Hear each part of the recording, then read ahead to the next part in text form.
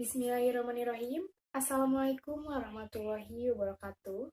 Perkenalkan, nama saya Madia Amilza Ica.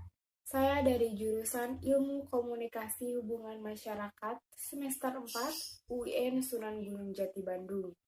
Di video kali ini, saya akan menjelaskan 15 teori komunikasi beserta contohnya untuk memenuhi UAS mata kuliah Teori Komunikasi 2. Teori komunikasi yang pertama yaitu teori komunikasi Laswell. Teori ini merupakan teori komunikasi dasar. Ada beberapa model. Yang pertama yaitu who, yang kedua say what, yang ketiga in which channel, yang keempat to whom, yang kelima with what effect. Contoh dari teori komunikasi Laswell ini misalnya Jokowi berbicara mengenai perubahan yang harus dilakukan oleh seorang pemimpin daerah untuk memajukan daerahnya. Dengan melalui kampanye yang disiarkan di televisi kepada halayak atau masyarakat, pengaruh yang terjadi adalah halayak mendapat pesan terhadap calon gubernur untuk memilihnya ataupun tidak memilihnya. Yang kedua ada teori behaviorisme. Teori ini tentang semua perilaku, termasuk tindak balasan atau yang dikenal sebagai respon. Itu semua disebabkan dari adanya stimulus atau rangsangan. Dari pernyataan tersebut, kita bisa menyimpulkan bahwa suatu rangsangan telah diamati dan diketahui, maka respon dari seorang akan mudah dan bisa diprediksikan. Dari setiap perilaku dapat kita pelajari melalui hubungan rangsangan dan juga respon tersebut. Contoh dari teori komunikasi behaviorisme ini misalnya, seorang guru ingin mengajarkan tangga nada kepada muridnya. Ia akan mengamati terlebih dahulu bagaimana keadaan fisik dari jari-jari muridnya dan kemampuan dasar yang dimiliki oleh tiap murid dengan sikap berjarak. Materi pembelajaran akan diberikan dengan stimulus dari guru kepada muridnya. Guru akan menjelaskan dan mencontohkan bagaimana musik dalam pengajaran akan didapatkan sebagai hasil. Rangkaian pengajaran akan menghasilkan sebuah respon yang membentuk perubahan tingkah laku sebagai hasil dari pembelajaran. Yang ketiga ada teori agenda setting. Teori ini mempunyai argumen bahwa media sangat memberi tekanan atau isu yang dianggap penting untuk dilihat, didengar, dipercaya oleh masyarakat.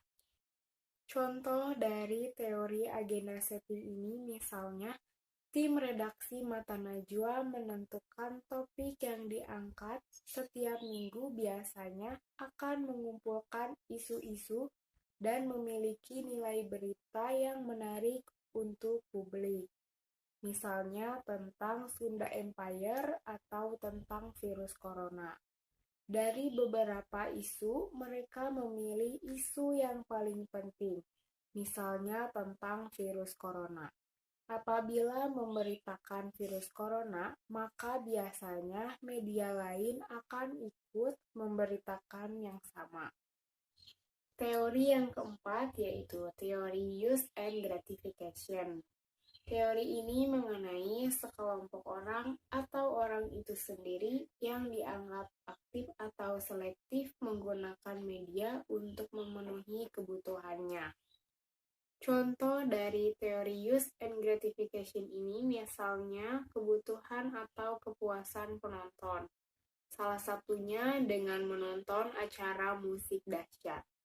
Para remaja lebih ingin menonton dengan mencari kepuasan dengan musik terupdate di Dahsyat RCTI ketimbang di acara lain yang dominan mengikuti acara dahsyat.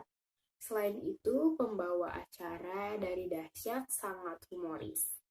Teori yang kelima yaitu teori informatif, di mana teori ini menitikberatkan pada komunikasi sebagai transmisi pesan dan bagaimana transmitter menggunakan media dalam berkomunikasi.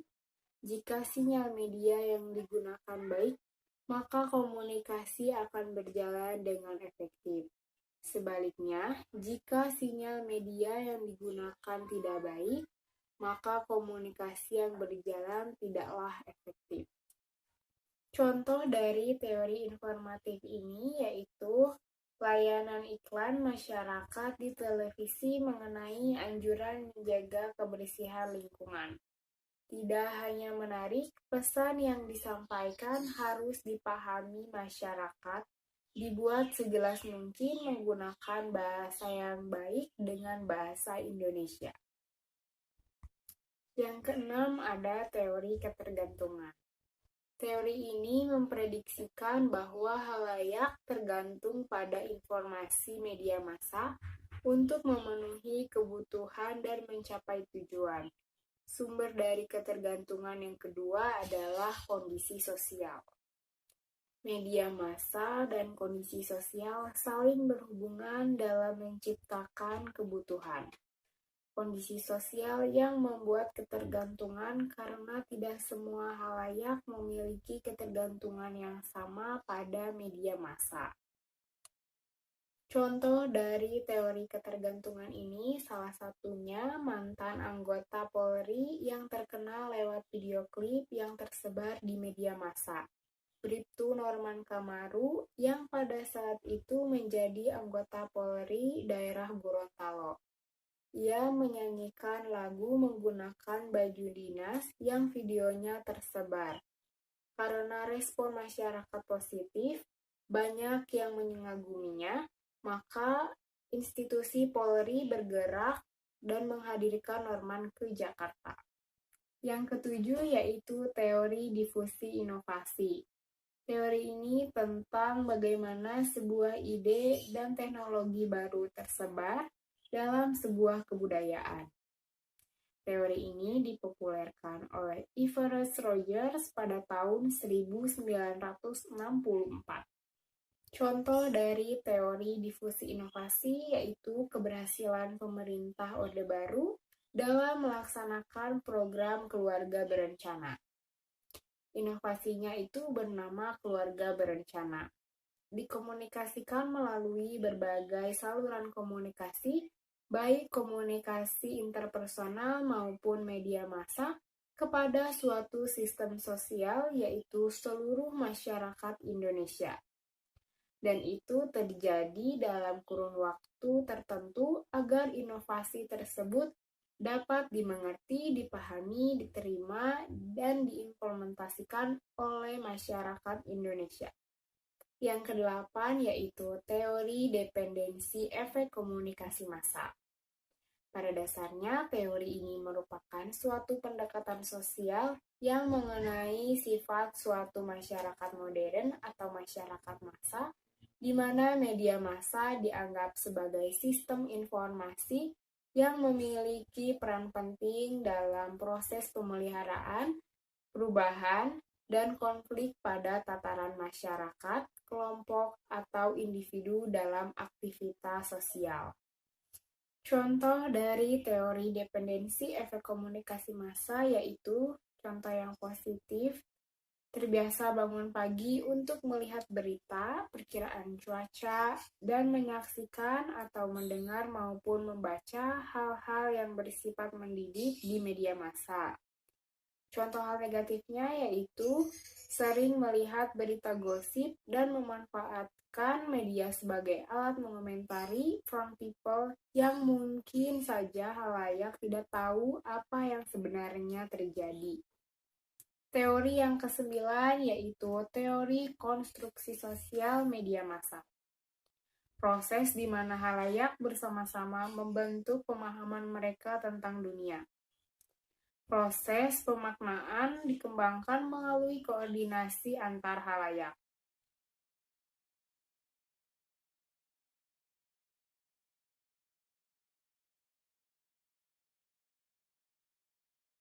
Bismillahirrahmanirrahim. Assalamualaikum warahmatullahi wabarakatuh. Perkenalkan, nama saya Madia Amilza Ica. Saya dari jurusan Ilmu Komunikasi Hubungan Masyarakat semester 4 UIN Sunan Gunung Jati Bandung. Di video kali ini, saya akan menjelaskan 15 teori komunikasi beserta contohnya untuk memenuhi UAS mata kuliah Teori Komunikasi 2. Teori komunikasi yang pertama yaitu teori komunikasi Laswell. Teori ini merupakan teori komunikasi dasar. Ada beberapa model. Yang pertama yaitu who, yang kedua say what, yang ketiga in which channel, yang keempat to whom, yang kelima with what effect. Contoh dari teori komunikasi Laswell ini misalnya Jokowi berbicara mengenai perubahan yang harus dilakukan oleh seorang pemimpin daerah untuk memajukan daerahnya. Dengan melalui kampanye yang disiarkan di televisi kepada halayak atau masyarakat, pengaruh yang terjadi adalah halayak mendapat pesan terhadap calon gubernur untuk memilihnya ataupun tidak memilihnya. Yang kedua ada teori behaviorisme. Teori ini tentang semua perilaku, termasuk tindak balasan atau yang dikenal sebagai respon. Itu semua disebabkan dari adanya stimulus atau rangsangan. Dari pernyataan tersebut, kita bisa menyimpulkan bahwa suatu rangsangan telah diamati dan diketahui, maka respon dari seorang akan mudah dan bisa diprediksikan. Dari setiap perilaku dapat kita pelajari melalui hubungan rangsangan dan juga respon tersebut. Contoh dari teori komunikasi behaviorisme ini misalnya, seorang guru ingin mengajarkan tangga nada kepada muridnya. Ia akan mengamati terlebih dahulu bagaimana keadaan fisik dari jari-jari muridnya dan kemampuan dasar yang dimiliki oleh tiap murid dengan sikap berjarak. Materi pembelajaran akan diberikan dengan stimulus dari guru kepada muridnya. Guru akan menjelaskan dan mencontohkan bagaimana musik dalam pengajaran akan didapatkan sebagai hasil. Rangkaian pengajaran akan menghasilkan sebuah respon yang membentuk perubahan tingkah laku sebagai hasil dari pembelajaran. Yang ketiga ada teori agenda setting. Teori ini mempunyai argumen bahwa media sangat memberi tekanan atau isu yang dianggap penting untuk dilihat, didengar, dipercaya oleh masyarakat. Contoh dari teori agenda setting ini misalnya, tim redaksi Mata Najwa menentukan topik yang diangkat setiap minggu biasanya akan mengumpulkan isu-isu dan memiliki nilai berita yang menarik untuk publik. Misalnya tentang Sunda Empire atau tentang virus corona. Dari beberapa isu, mereka memilih isu yang paling penting, misalnya tentang virus corona. Apabila memberitakan virus corona, maka biasanya media lain akan ikut memberitakan yang sama. Teori yang keempat yaitu teori use and gratification. Teori ini mengenai sekelompok orang atau orang itu sendiri yang dianggap aktif atau selektif menggunakan media untuk memenuhi kebutuhannya. Contoh dari teori use and gratification ini misalnya kebutuhan atau kepuasan penonton. Salah satunya dengan menonton acara musik dahsyat. Para remaja lebih ingin menonton dengan mencari kepuasan dengan musik terupdate di Dahsyat RCTI ketimbang di acara lain yang dominan mengikuti acara dahsyat. Selain itu, pembawa acara dari dahsyat sangat humoris. Teori yang kelima yaitu teori informatif, di mana teori ini menitikberatkan pada komunikasi sebagai transmisi pesan dan bagaimana transmitter menggunakan media dalam berkomunikasi. Jika sinyal media yang digunakan baik, maka komunikasi akan berjalan dengan efektif. Sebaliknya, jika sinyal media yang digunakan tidak baik, maka komunikasi yang berjalan tidaklah efektif.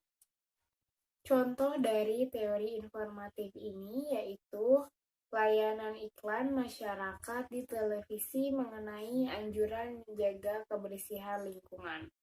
Tidak hanya menarik, pesan yang disampaikan harus dipahami masyarakat, dibuat sejelas mungkin menggunakan bahasa yang baik dengan bahasa Indonesia. Yang keenam ada teori ketergantungan. Teori ini memprediksikan bahwa halayak tergantung pada informasi media massa untuk memenuhi kebutuhan dan mencapai tujuan. Sumber dari ketergantungan yang kedua adalah kondisi sosial. Media massa dan kondisi sosial saling berhubungan dalam menciptakan kebutuhan. Kondisi sosial yang membuat ketergantungan karena tidak semua halayak memiliki ketergantungan yang sama pada media massa. Contoh dari teori ketergantungan ini salah satunya mantan anggota Polri yang terkenal lewat video klip yang tersebar di media massa. Bribtu Norman Kamaru yang pada saat itu menjadi anggota Polri daerah Gorontalo. Ia menyanyikan lagu menggunakan baju dinas yang videonya tersebar. Karena respon masyarakat positif, banyak yang mengaguminya, maka institusi Polri bergerak dan menghadirkan Norman ke Jakarta. Yang ketujuh yaitu teori difusi inovasi. Teori ini tentang bagaimana sebuah ide dan teknologi baru tersebar dalam sebuah kebudayaan. Teori ini dipopulerkan oleh Everest Rogers pada tahun 1964. Contoh dari teori difusi inovasi yaitu keberhasilan pemerintah Orde Baru dalam melaksanakan program keluarga berencana. Inovasinya itu bernama keluarga berencana. Dikomunikasikan melalui berbagai saluran komunikasi, baik komunikasi interpersonal maupun media massa, kepada suatu sistem sosial yaitu seluruh masyarakat Indonesia. Dan itu terjadi dalam kurun waktu tertentu agar inovasi tersebut dapat dimengerti, dipahami, diterima, dan diimplementasikan oleh masyarakat Indonesia. Yang kedelapan yaitu teori dependensi efek komunikasi massa. Pada dasarnya, teori ini merupakan suatu pendekatan sosial yang mengenai sifat suatu masyarakat modern atau masyarakat massa, di mana media massa dianggap sebagai sistem informasi yang memiliki peran penting dalam proses pemeliharaan, perubahan, dan konflik pada tataran masyarakat, kelompok, atau individu dalam aktivitas sosial. Contoh dari teori dependensi efek komunikasi massa yaitu contoh yang positif, terbiasa bangun pagi untuk melihat berita, perkiraan cuaca, dan menyaksikan atau mendengar maupun membaca hal-hal yang bersifat mendidik di media massa. Contoh hal negatifnya yaitu sering melihat berita gosip dan memanfaatkan media sebagai alat mengomentari from people yang mungkin saja halayak tidak tahu apa yang sebenarnya terjadi. Teori yang kesembilan yaitu teori konstruksi sosial media massa.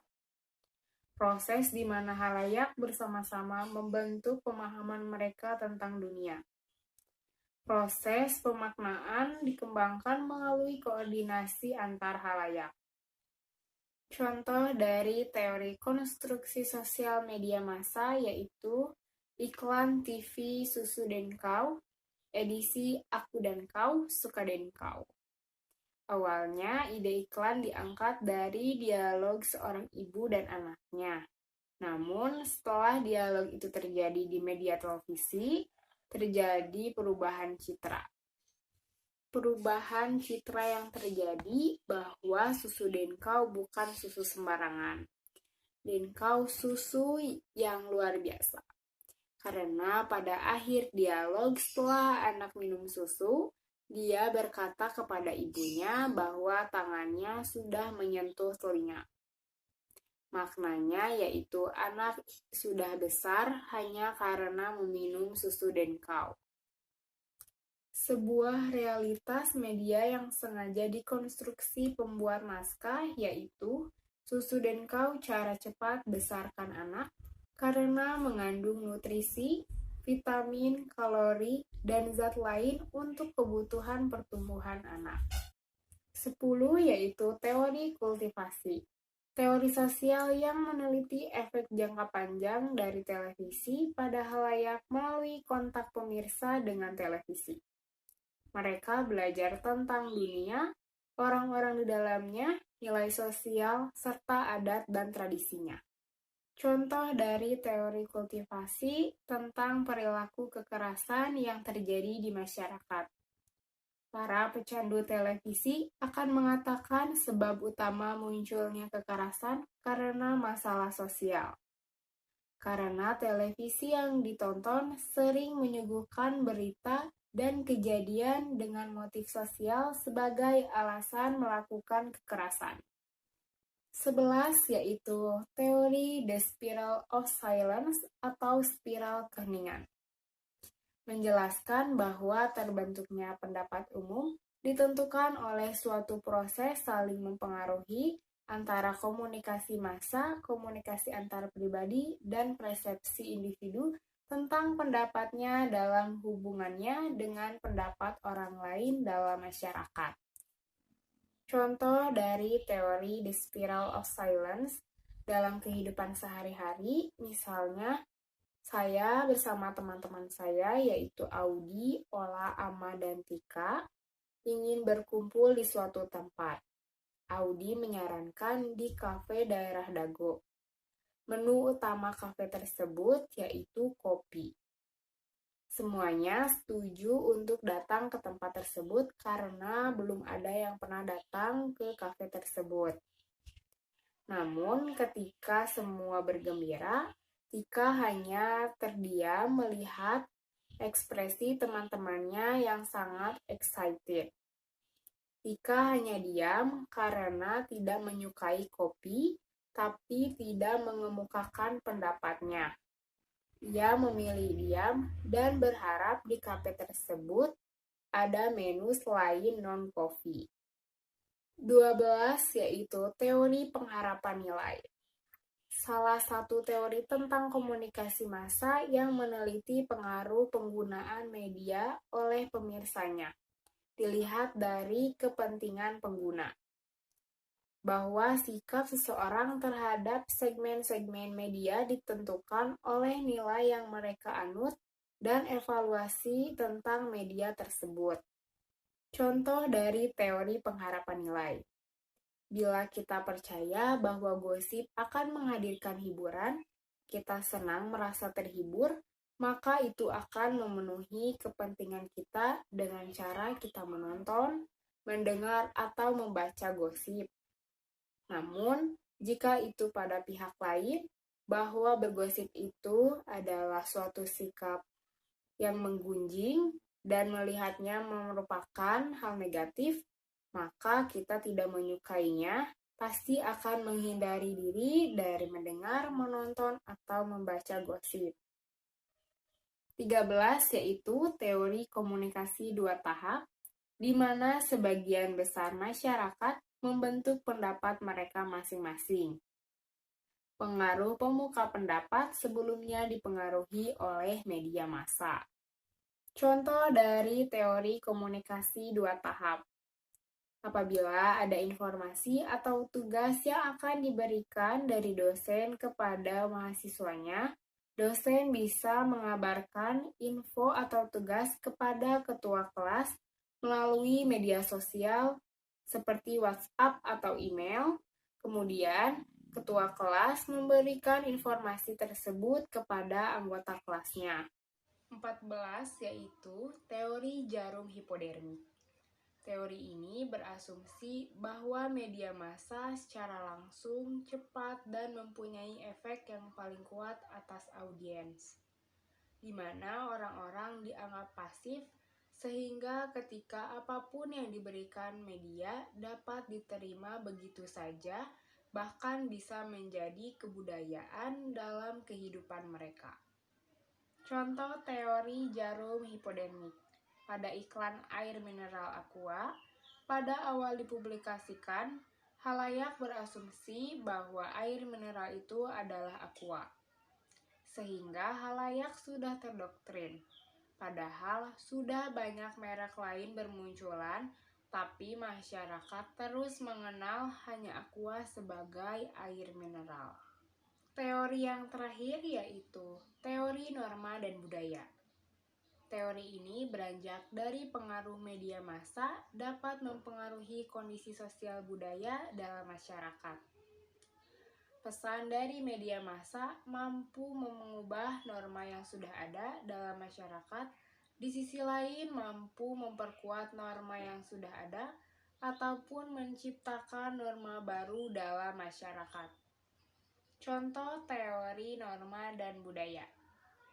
Acara pertunjukan wayang golek atau wayang kulit yang ditayangkan di televisi terbukti telah memberi tempat pada budaya tersebut untuk diapresiasi oleh masyarakat.